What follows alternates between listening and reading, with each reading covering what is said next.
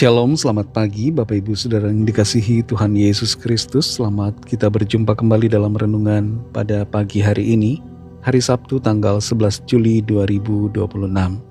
Kiranya saudara semua ada dalam keadaan yang baik, sehat, penuh sukacita, kuat dalam iman dan berlimpah berkat Tuhan. Sebelum kita mendengar kebenaran firman Tuhan, mari kita berdoa. Bapa kami yang di sorga, Bapa dalam nama Tuhan Yesus Kristus, Tuhan pembuat keajaiban, Tuhan yang selalu meneguhkan. Terima kasih untuk anugerah-Mu di pagi hari ini. Kembali kami ada karena kemurahan-Mu dan karena rencana baik-Mu bagi kami. Kembali kami mau mendengar sabda firman-Mu. Urapi kami Roh Kudus agar kami mengerti dan taat melakukan setiap kehendak-Mu. Dalam nama Tuhan Yesus kami berdoa. Haleluya. Amin. Saudara yang dikasihi Tuhan, ayat firman Tuhan saat ini terdapat dalam 1 Petrus 5 ayat yang ke-10. Tertulis demikian.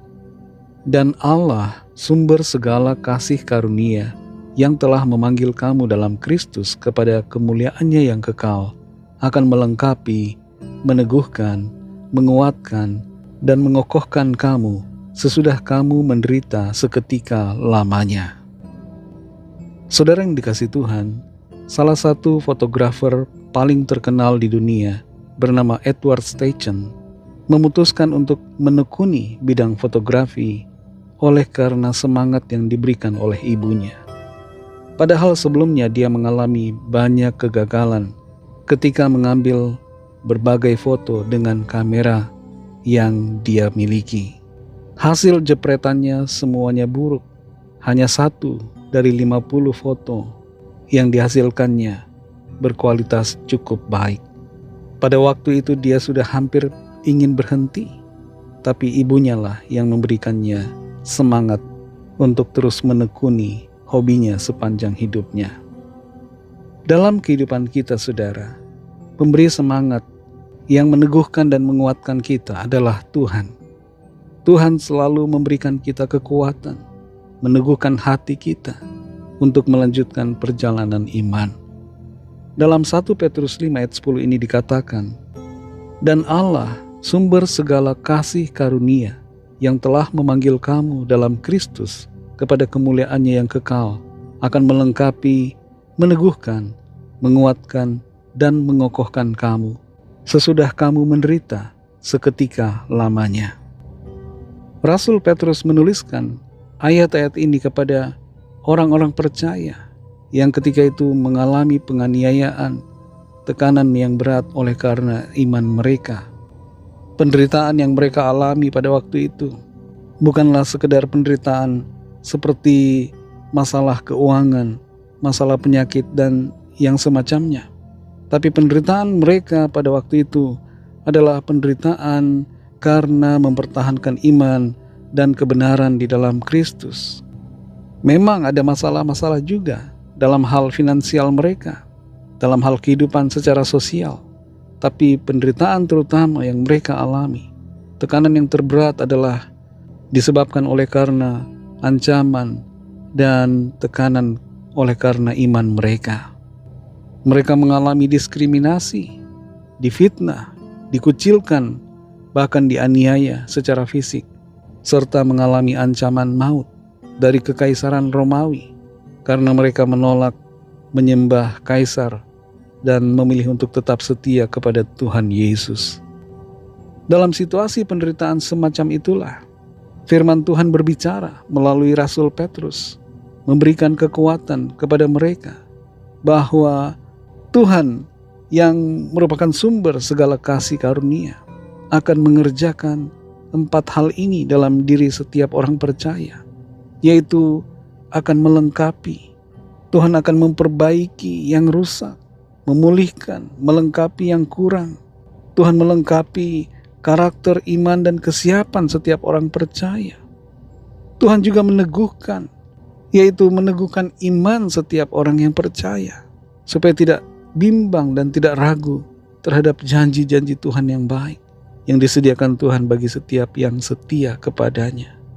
Selain itu Tuhan juga menguatkan. Seringkali saudara, kita merasa lemah dalam penderitaan kita. Kita merasa tidak kuat dan tidak berdaya. Dalam situasi demikian Tuhan memberikan kekuatan bagi roh dan jiwa kita. Tuhan memberikan kekuatan baru kepada kita yang merasa lelah dan tidak berdaya. Tuhan mengimpartasikan kuasa ilahinya, kuasa surgawi, sehingga kita dapat bertahan menghadapi segala keadaan. Dan yang terakhir adalah Tuhan mengokohkan kita, sehingga kita dapat bertahan dalam segala goncangan apapun. Sebuah bangunan akan dikatakan kuat kalau dapat bertahan terhadap gempa bumi yang besar. Kita dikuatkan, saudara, dikokohkan oleh Tuhan sehingga kita dapat bertahan menghadapi segala goncangan apapun yang terjadi yang hendak merobohkan iman kita. Saudara yang dikasihi Tuhan, pesan firman Tuhan dalam ayat ini memberikan pengharapan buat setiap saudara. Dalam setiap situasi penderitaan yang kita alami, masalah, pergumulan yang ada, Tuhan adalah pemberi kekuatan.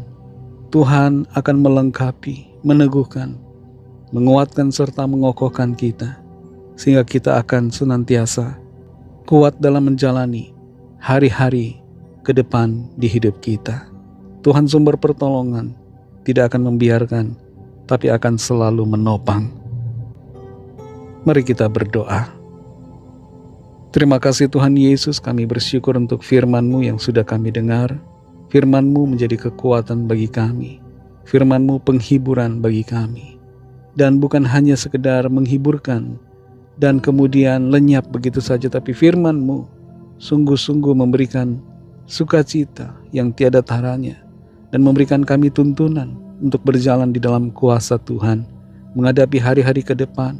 Sekalipun ada tantangan, ada ancaman, ada pergumulan, ada masalah, kami sungguh bersyukur firman-Mu menjadi penuntun kami dan kuasa-Mu bekerja di dalam kami, memberikan kami kekuatan untuk menghadapi semuanya. Terima kasih untuk firman-Mu. Berkati kami Tuhan di sepanjang hari ini. Pimpinlah setiap langkah kami agar kami berjalan dalam kemenangan-Mu yang Tuhan sediakan. Lawatlah setiap kami yang sakit dan dalam pergumulan. Biarlah kuasa mujizat pertolongan-Mu yang ajaib dinyatakan bagi kami. Terima kasih Tuhan. Kami serahkan semua dalam tangan kasih-Mu. Dalam nama-Mu yang kudus, nama Tuhan Yesus Kristus, kami sudah berdoa dan mengucap syukur. Haleluya. Mari sama-sama kita berdoa, doa Bapa kami. Bapa kami yang di sorga, dikuduskanlah nama-Mu, datanglah kerajaan-Mu, jadilah kehendak-Mu di bumi seperti di sorga. Berikanlah kami pada hari ini makanan kami yang secukupnya, dan ampunilah kami akan kesalahan kami, seperti kami juga mengampuni orang yang bersalah kepada kami. Dan janganlah membawa kami ke dalam pencobaan, tetapi lepaskanlah kami daripada yang jahat, karena Engkaulah yang mempunyai kerajaan, dan kuasa dan kemuliaan, sampai selama-lamanya. Amin. Terimalah berkat Tuhan. Tuhan memberkati engkau dan melindungi engkau. Tuhan menyinari engkau dengan wajah-Nya dan memberikan kasih karunia. Tuhan menghadapkan wajah-Nya kepadamu dan memberikan damai sejahtera. Berkat dan anugerah Allah Bapa, kasih karunia dari Tuhan Yesus Kristus, dalam persekutuan dengan Roh Kudus, menyertai saudara semua, sekarang ini dan sampai Maranatha, Tuhan Yesus datang kembali, dan bahkan sampai selama-lamanya.